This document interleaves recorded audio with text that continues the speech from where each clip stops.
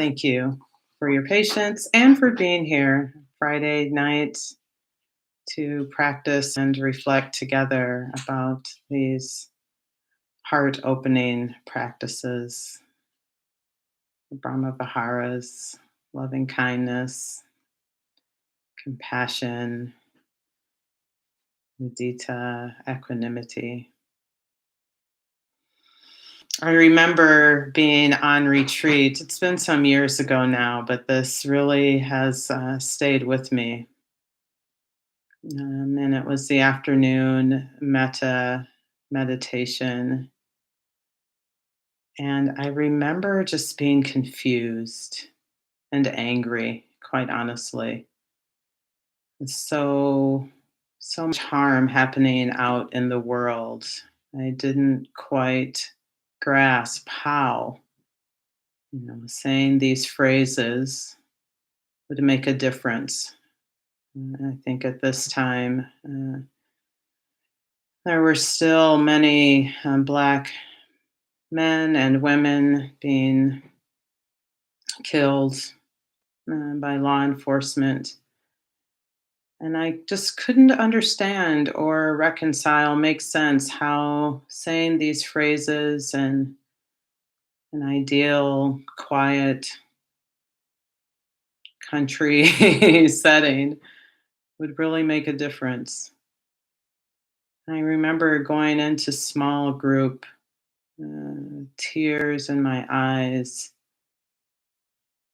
just wanting someone to help me understand how these words could transform hatred. And it seems like almost phony, even. Like, there was nothing magical about the words. And maybe many of us know them. May you be happy, may you be at ease, may you always know the causes of happiness. I, I, it also didn't seem realistic to me, quite honestly. I perhaps needed some deeper understanding. Um, or perhaps it was simply faith, trust that these phrases weren't just words, but they're connecting us to what is already inherent in our hearts. Right? And maybe many of you are like me and you did not grow up in households or did not have caring adults in your life who modeled these practices, these beliefs, these values in everyday life. And perhaps, like me, I developed some quite unskillful habits, ways of relating to mm, the difficulty that is naturally a part of this lived experience. And so I listened to my teacher and began listening more closely to my heart, understanding that this idea of there being absolutes, either all is good or all is absolutely horrible, was all that there was, and that the two could not exist in the same heart, in the same lived experience. And I realized that my metta practice, I needed a little more meat, if you will, uh, than offering these lovely and now I understand and feel in my heart quite meaningful phrases. And I have the sort of personality where I need to know the hows and the whys. What are we pushing out of the way? What is present that has been a barrier, quite honestly, to and extend that kindness, that patience to ourselves, let alone to a neutral person or a benefactor or all beings or a difficult person. And so I'd like to invite you with me this evening to join in a metta practice that I've been toying with, cultivating, experimenting with. Hmm. So please settle in to a comfortable and relaxed seated position. Mm, maybe close your eyes.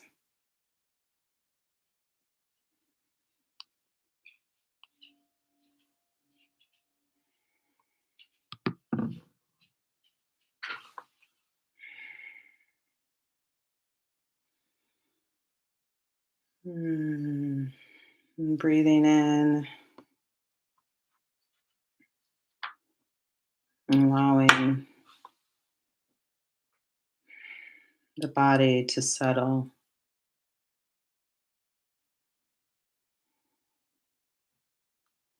allowing the energy and activity of the day to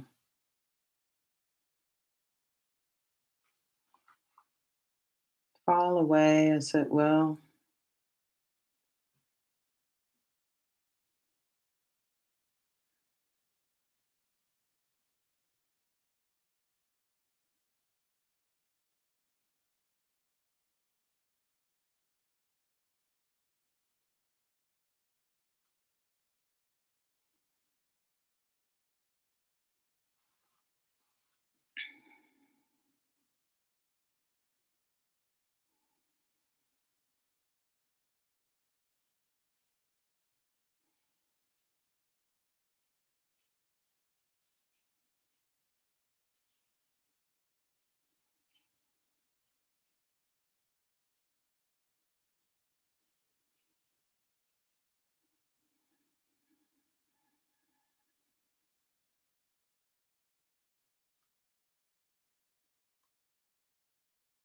And when we take care to relax in this way,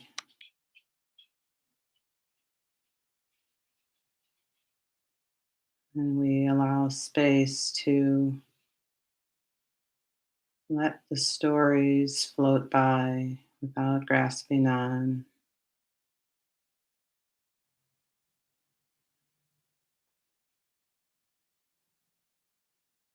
And we take interest in what's arising in this moment, not creating an experience. When we get out of the way of ourselves, what naturally arises is a genuine caring,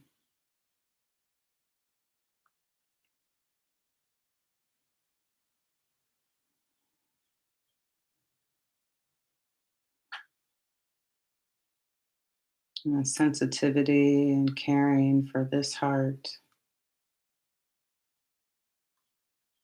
and this body.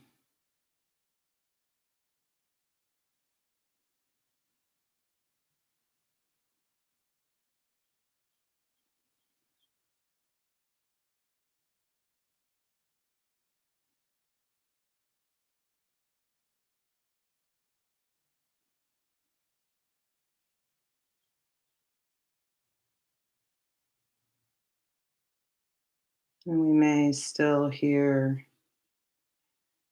those tiny, low whispers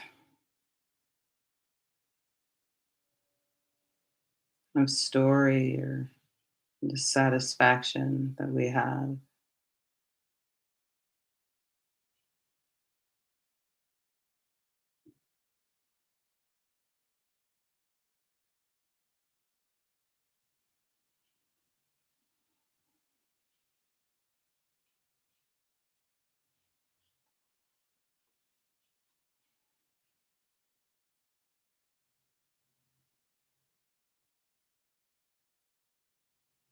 And as an act of loving generosity,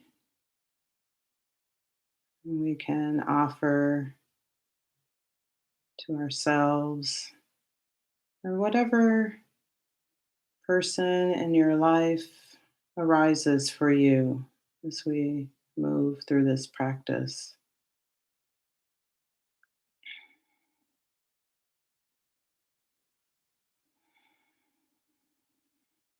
Today, in this moment, right now, I free you of my demands, free you of my limiting views of you, ideas of who you could be or should be.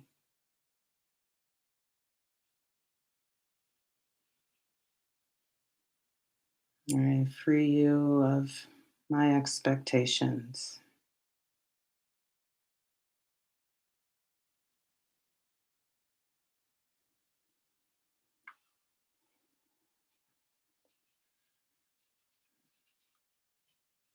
Free you of preconceived notions.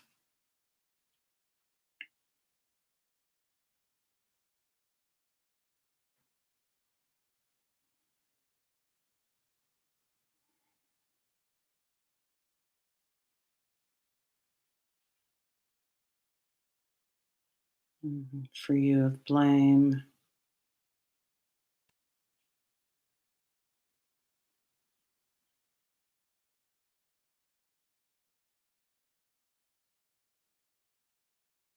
And free you from my own indifference of you, maybe your people.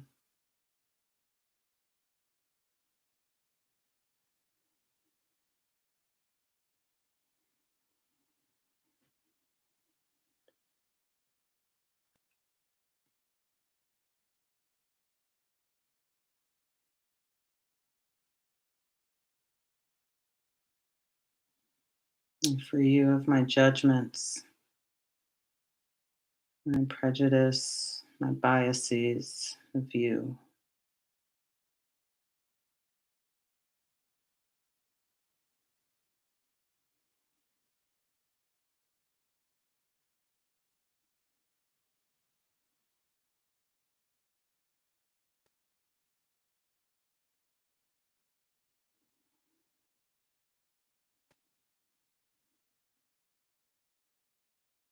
And free you of my projections, my idealized idea of you.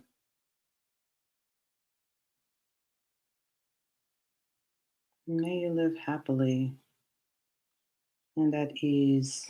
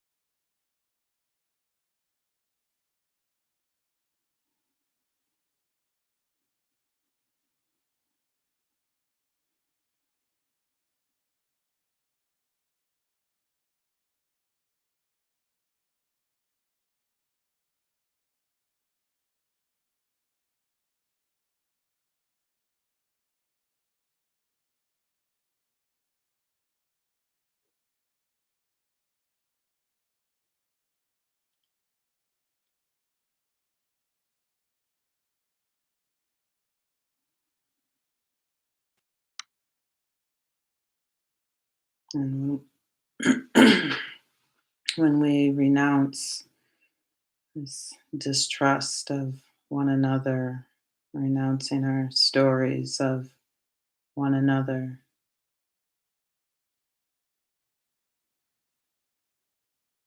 we create this space for care and connection to arise, not a removed indifference,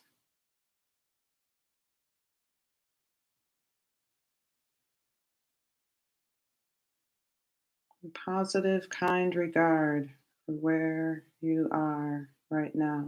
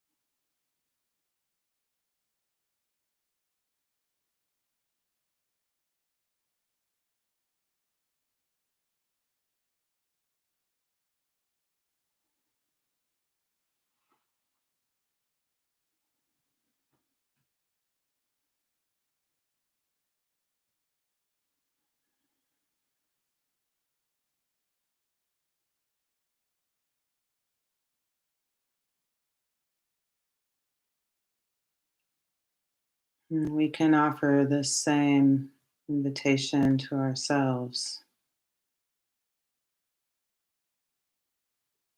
I free myself from your limiting views of me.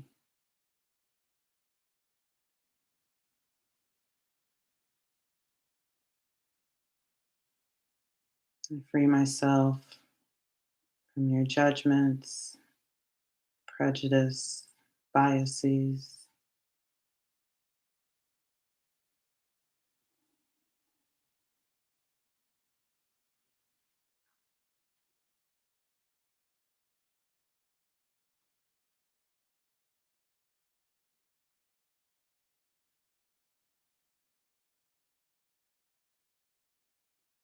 Free myself from your idealized views of who I could be, who I should be.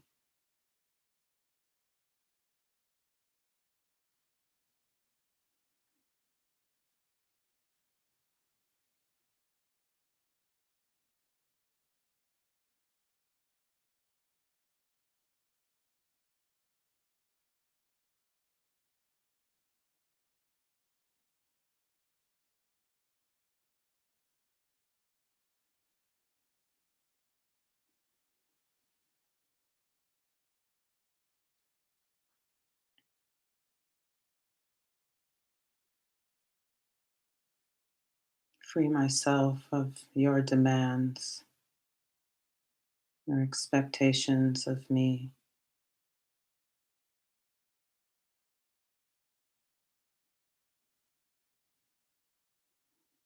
I free this heart, mind.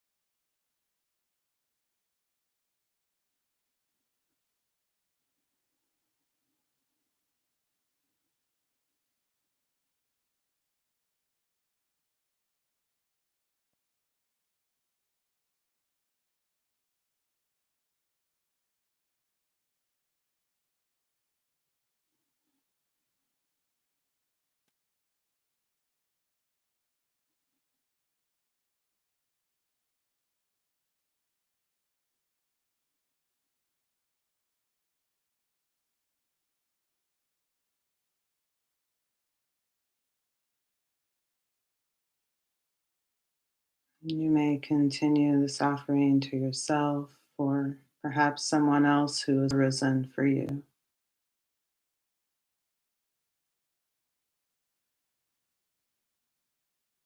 Be free from these fixed and limited views.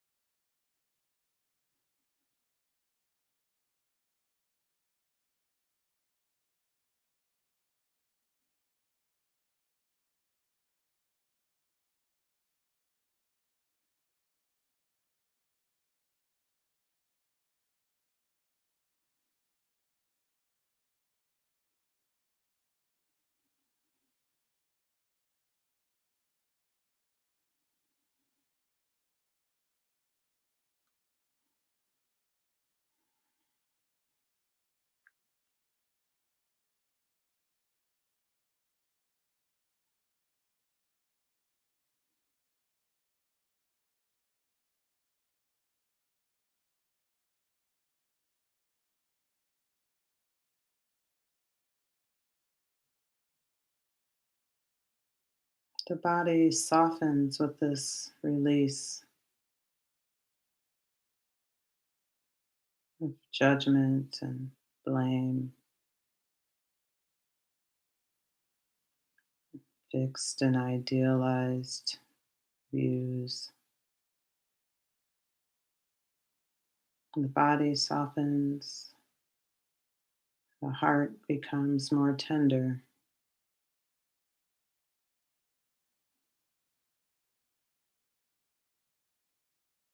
making way for care, kindness to arise, express itself, move.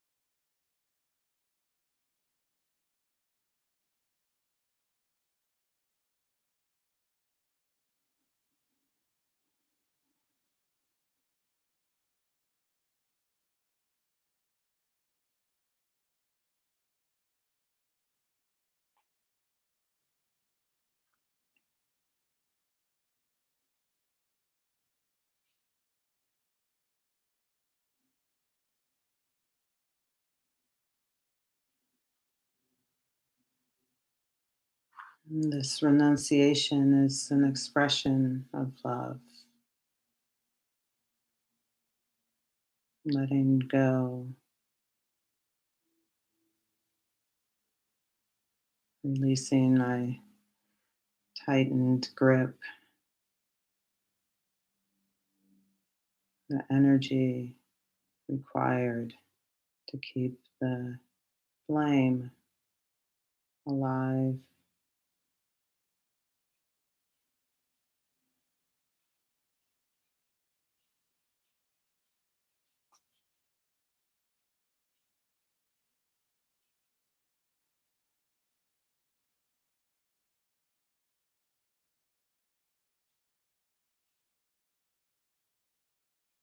not feeding indifference,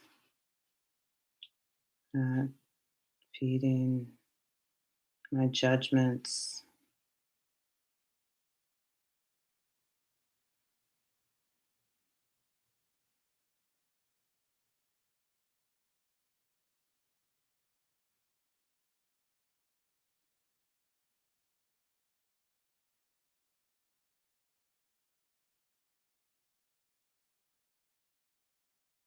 Seeing clearly the mind that projects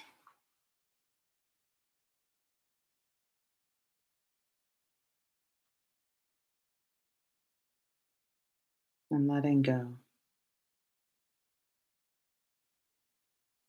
Letting go of the story of you, who I think you should be,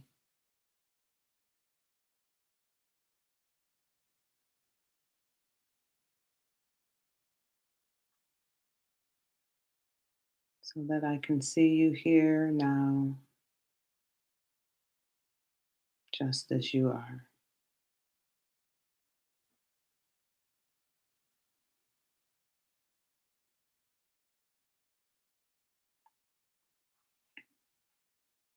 With care in my heart, I see you.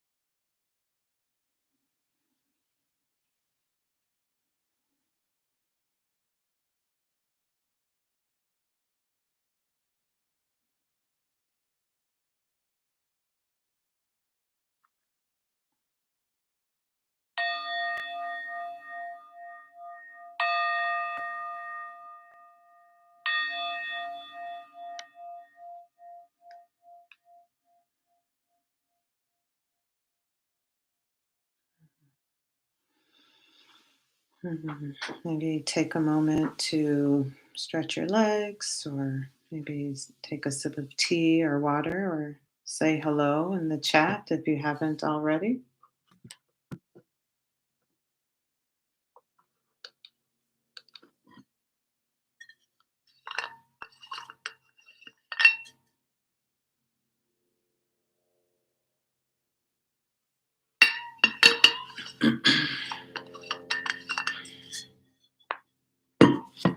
Mhm.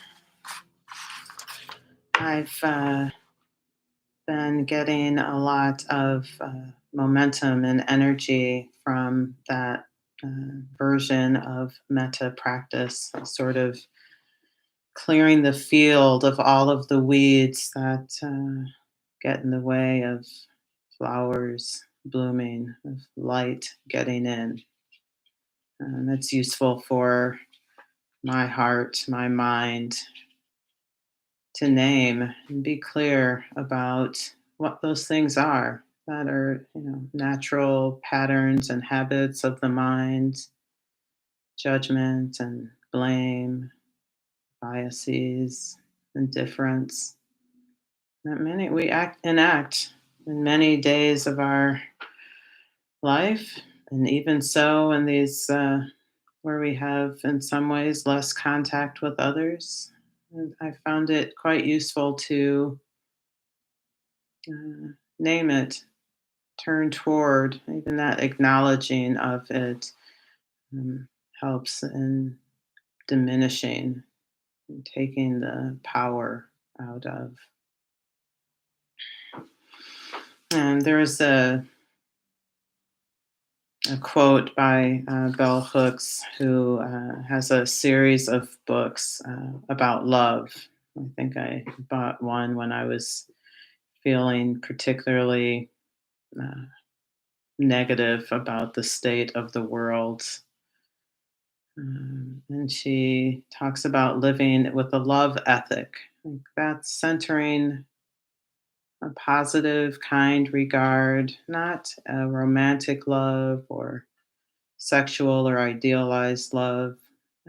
This kindness, as we call in Buddhism, metta, is unconditional friendliness. And she says about living with this love ethic, I know no one who has embraced a love ethic whose life has not become more joyous and fulfilling. The widespread assumption that ethical behavior takes the fun out of life is false. In actuality, living ethically ensures that relationships in our lives, including encounters with strangers, nurture our spiritual growth. Behaving unethically, with no thought to the consequences of our actions, is a bit like eating tons of junk food. While it may taste good, in the end, the body is never really adequately nourished and remains in a constant state of lack and longing. Our souls feel this lack when we act unethically, behaving in ways that diminish our spirits and dehumanize others.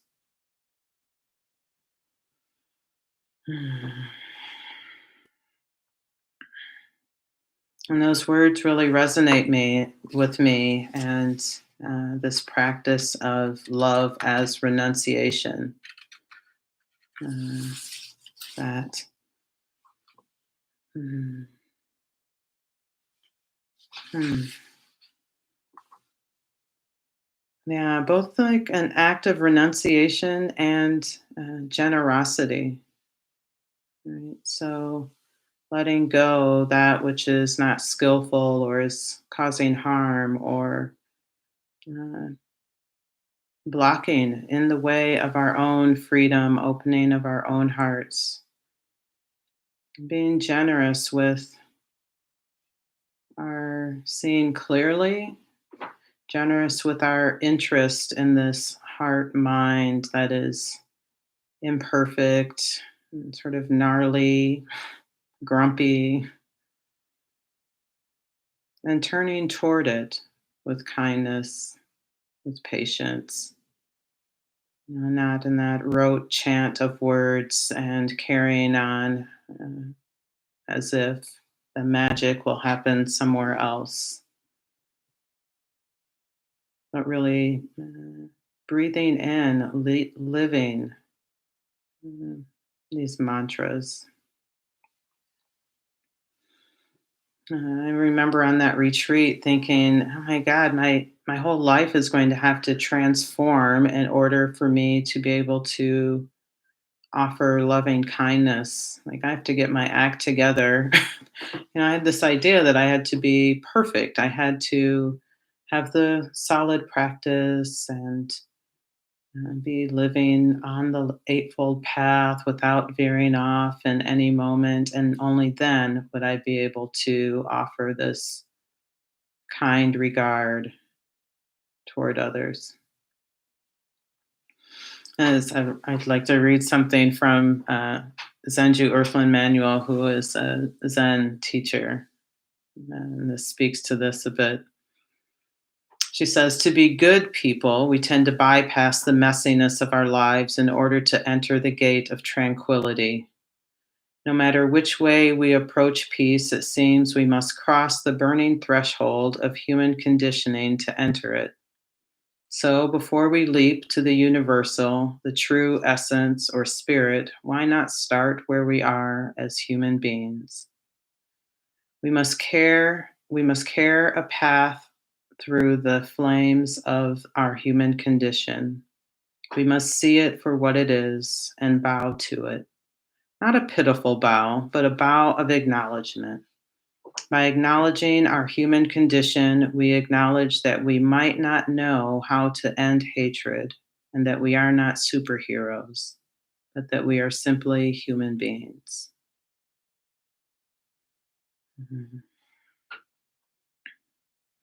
And that acknowledging our human condition, right? Like that's part of why we practice, right? Getting to know the mind and all of its flaws and uh, habits, unskillful habits, understanding what motivates the mind, and then training the mind, right? So, as we train our body, understand the limitations of our body, where our starting point is, we do the same with the mind. And this training is a way of taking responsibility for the disposition of the mind, right? We are not just subject to um, the fancy of our mind whipping about, but that we can train it, turning away from those unskillful ways of relating, the biases that we have toward maybe that difficult person in our life, the story that we have so thoroughly crafted and believe, right? And choosing to turn toward a kind understanding. And that getting to know the mind, training the mind, are all the that is the purpose. That's the reason that we practice, right? And ultimately to free the mind of these fixed views, free the mind of these judgments and biases.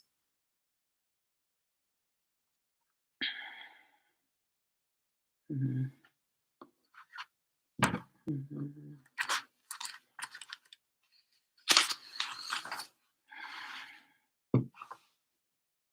So these Brahma Viharas, these uh, divine abodes, heavenly states, it is said that the Buddha said that the wise one lives in one or more of these states at all times. Right? So, this loving kindness, unconditional friendliness, a positive regard for ourselves, for all beings, mm, and compassion, our cultivating our ability, our capacity to meet suffering with tenderness. And mudita, I just love talking about mudita, it's being happy for another's happiness. Mhm. And I practiced saying that out loud for a while because I realized how much of the time I uh, wasn't actually practicing mudita. I was more in the near enemy or even the far enemy, just envious, right? And or having a comparing mind. I wasn't genuinely happy for what someone else had, mm, their experience or what they had accomplished, achieved. And oftentimes it was, yeah, that's nice, but why can't I have that? Or why doesn't that happen for me? And it's the natural habit of the mind, right? And so our practice, our challenge is to recognize and soften. Like, oh, yes, recognize the unskillful habits of mine. And we are here now because we are interested in planting seeds, seeds in the heart that don't cause constriction, that cause opening, softening, allowing us to turn toward one another.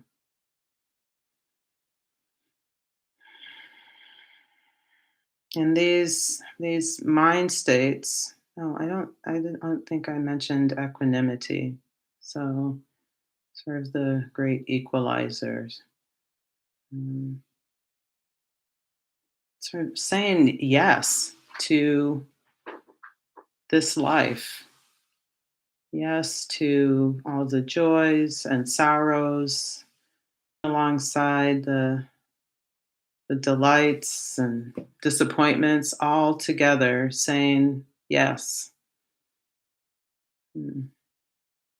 And these mind states, heart states, mm, are said to be to support us in mm, living free, right? Free of our delusion, free of greed and hatred, just ill will toward one another.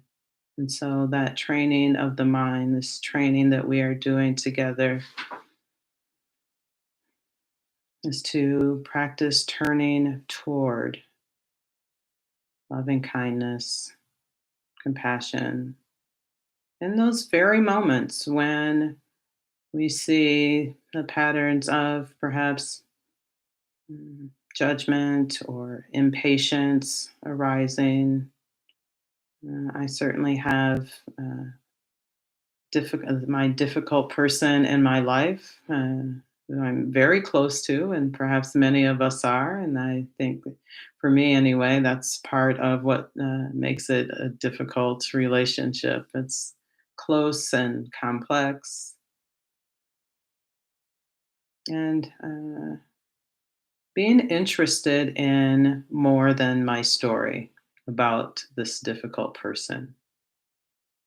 Uh, Being interested in their experience with me and of me also. So also like in the meditation, freeing ourselves from others' judgments or biases, greed. Um, so my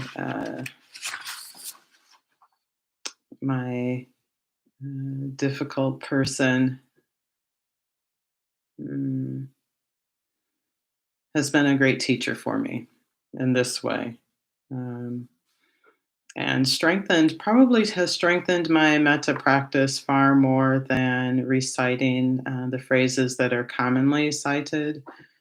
May you be happy, may you be at ease, mm, may you be safe and healthy and strong. And certainly those are phrases that I use in my not only in my sitting practice but throughout my day also. Like metta for me is this sort of generosity in action.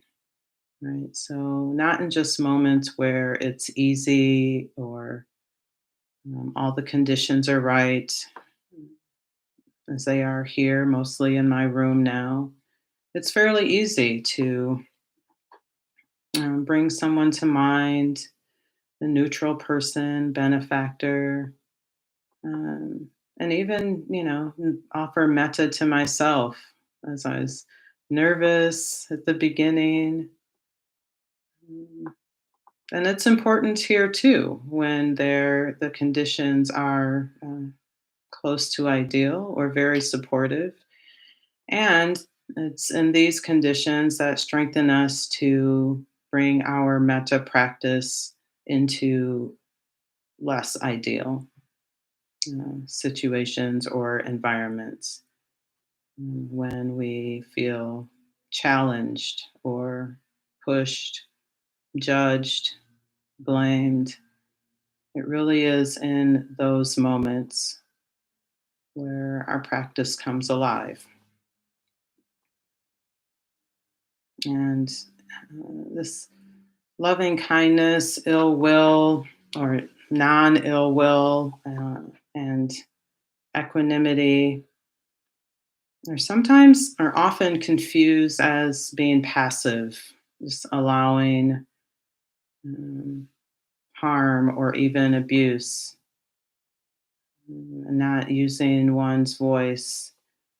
And I have appreciated many teachers speaking to this, that metta being in action and a response to what is arising right now. And so it is not this passive allowing. In moments, it is a clear stating of boundaries or um, a clear no. I will not allow this to happen. And what I've learned to pay attention to, learned to be interested in, is the intention behind the action, the intention behind the words, drawing the boundaries, um, what I am wanting to give the other person, and thinking of it as an offering, right? Our words are so powerful, our energy is so powerful. And it, the the time that we take to be clear about what we are offering is what impacts each other's hearts, what shapes our relationships. I can say no with the intention of harming or jabbing or trying to get even or get some payback. Or I can say, no, you cannot talk to me that way. And it's because I care about you that I will not allow this. Right? And so, even having these fixed ideas of what loving kindness is, this unconditional friendliness, it certainly does not look the same in every scenario, every relationship. Uh, with my family member, um, even my difficult person, we are not the same in each day as we are impacted by our practice, the world around us. And so it isn't, uh, one wouldn't expect that we would respond in the same way, though it seems like the same relationship day after day, week after week, year after year. I took up the practice of talking to my difficult person every day who lives far away as a family member, and we grew up close. And the practice was really turning toward when My mind said, turn away, run away. It's too much work. It hurts too much. You're never going to get what you want. All of those stories, right, that I believed for a long, long time. And I can't say that there aren't moments still today that I don't believe that. But I began to pay attention to, be interested in what that turning away felt like in my own heart. Um, my mind had a good story of why that, how that was reasonable, justified, and everyone would be fine in the end, and especially Stacy. Stacy would be able to live happily ever after. That was the story. And when I sat with that, um, that turning away was out of fear, quite honestly. Fear that I would continue to not get what I needed in that relationship.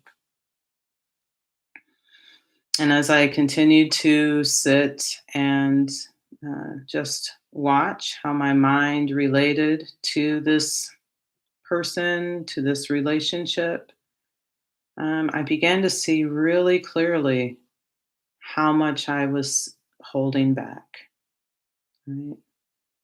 Which was uh, hurtful and fascinating that someone that I love dearly, that I would subconsciously or consciously choose not to give what would be useful and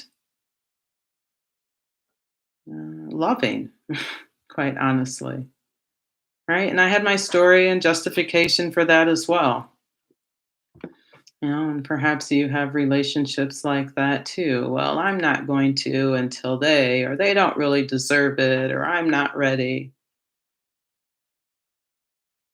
And so I just sort of dove in.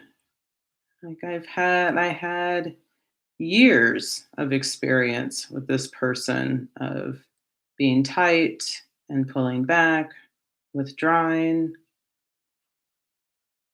and said, well, what the hell? I'll try leaning in, right? That is what I've been practicing here on the cushion and practicing with the dear ones in my life, the pleasant people. I mean, being more friendly with the neutral people, know, opening to my benefactor. So it's like, okay, this is where the practice, this is where the rubber hits the road, right? So the difficult person. Because it still did not always resonate with me to sit on my cushion and wish well to the difficult person. And that was kind of the end of it. Like there's certainly some residue, but then in relationship, we each resume our unskillful habits of relating to one another. And it certainly could have been my intention to, it's a fairly manipulative perspective, but it could have been, it wasn't, but it could have been, well, I'm going to change in order to get this person to change. I'm going to be the better person, and this will ultimately get me what I want or need. And there certainly are flavors of that thinking in my mind, but that I wanted to try genuinely to turn toward, to move closer to that which is both difficult and loving. And so I started with just a daily conversation. And for a long time, this has been going for some years actually now. And for a long time, it was just going through the motions. I did it, and it took a long time. That's the softening. Like it doesn't happen, or it didn't happen quickly for me. Um, but my intention was to try to show up open, uh, and freeing this person from my story and blame and judgment, and trying also to free myself from the same from them, which those efforts are not necessarily parallel. Sometimes it ebbs and flows. Mhm. And there was a softening in my heart. There has been a softening. I have a little note from a retreat that I've carried around for a while, and I put it out on my desk when I feel like I need the encouragement. And it simply says, be more curious than certain, right? Like, oh, this is just how this person is. They are not going to change. And being interested in how they got here, right? Coming out of my story and experience with them, making it a more three-dimensional relationship. And I realized that, I wanted quick action. I don't know about you. I sit down on the cushion. I want to solve some problems or wake up or get rid of a defilement today or this week or on this retreat. And so practicing patience, uh, that this turning toward kindness, compassion, sympathetic joy feels good to the heart, right? If nothing else, freeing myself from those defilements, freeing my heart, my mind, and certainly for greater ease on my body. And there's no like happy ending to this story. Like it's a human relationship. It's my difficult person. And we are still in loving relationship with one another. We begin to see one another as we are, uh, maybe fully without guard in moments. And I am more interested in showing the self that I want to be seen, right? So often, unfortunately, the self that uh, I show, and maybe you are similar, is the protective self, right? Or the right self. This is the right thing to say, or the right thing to withhold, or I don't know about you, but I began to realize that that too caused constriction in my heart and mind. I didn't feel free, right? Like we can't simultaneously love and hate at the same time. It, it's not possible. And so stepping into the fear, perhaps doubt, um, that separates us from, yeah, these heart practices, being our capacity to open to one another. I mean, love is and Bell Hooks said, love is the only sane and satisfactory response to the problem of human existence. Mm. And so when we sit down on our cushion, or we're in walking meditation or lying down meditation, or simply awake, conscious in our daily lives,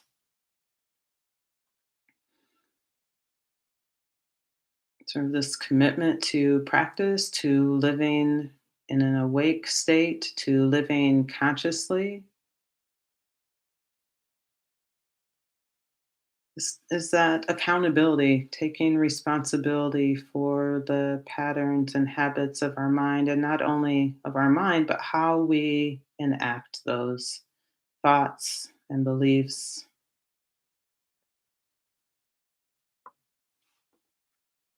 Mm. And so it certainly doesn't mean for me that, when I go on retreat still, that I don't get confused or angry about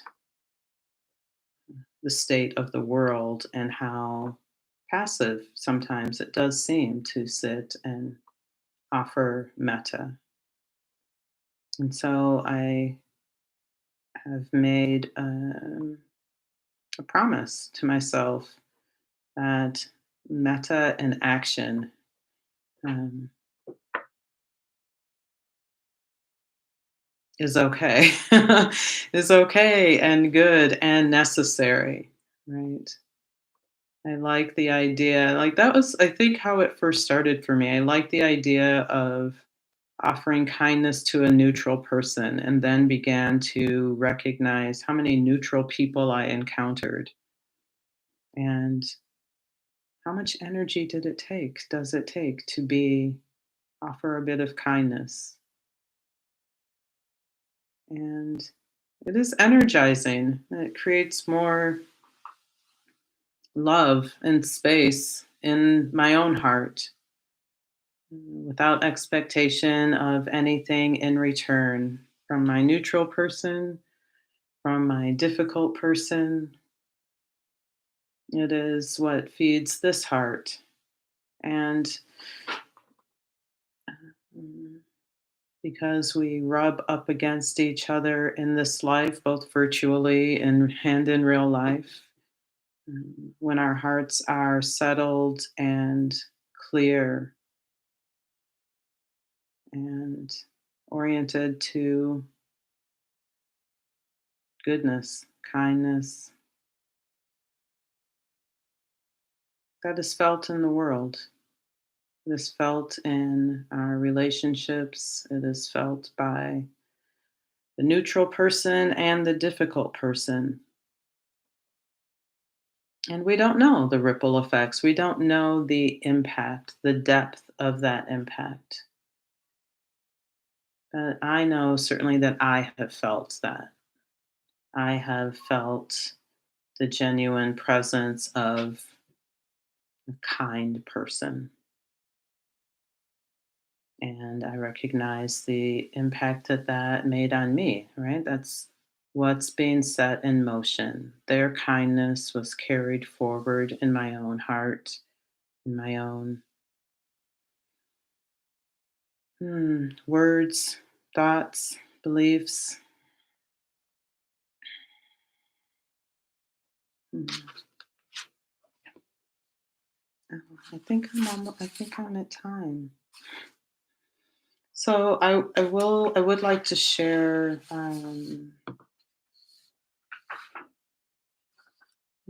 It's not quite a traditional metta offering, so maybe we can sit just these last few moments, and I can share. This is also by Zenju Earthland Manual.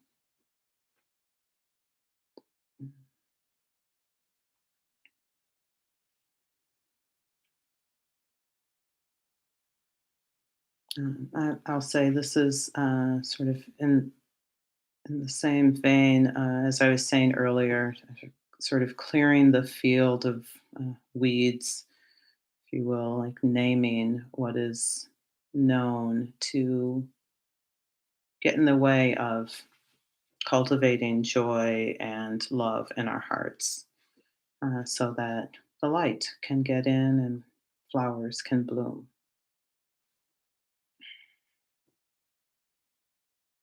May all beings be cared for and loved, be listened to, understood, and acknowledged despite different views.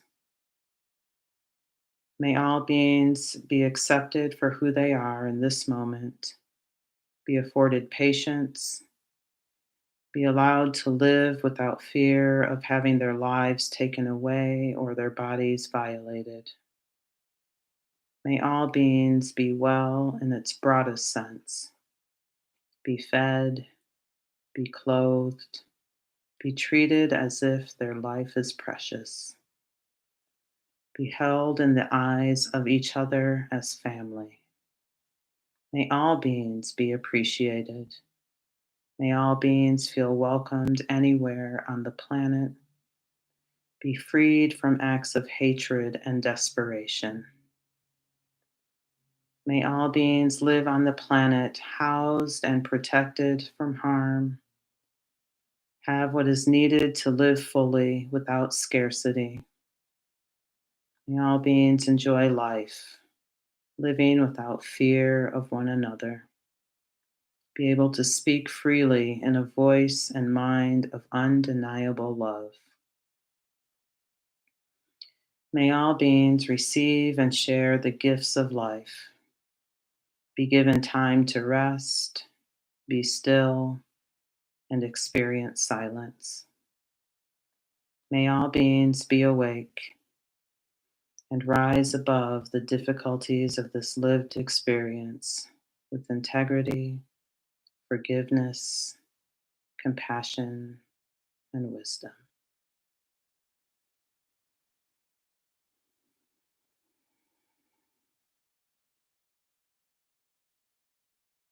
Mm. Thank you for your kind attention. It's so good to practice with you.